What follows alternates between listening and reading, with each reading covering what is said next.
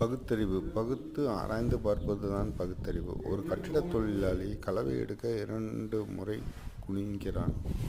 செங்கல் எடுக்க 1 முறை குனிகிறான். அதை பேக்கிங் செய்ய குனிந்து நிமிர்ந்து கலவையை எடுத்து பேக்கிங் செய்கிறான்.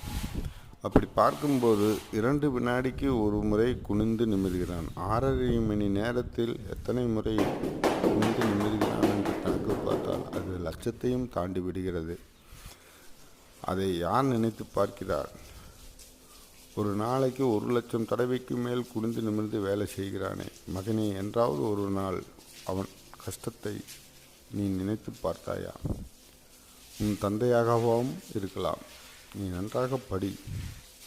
அந்த உழைப்புக்கு ஏற்ற ஊதியத்தை கொடுக்க நாம் நன்றாக படித்துத்தான் ஆக வேண்டும். வாழ்க தமிழ், வாழ்க தமிழ் அன்னை.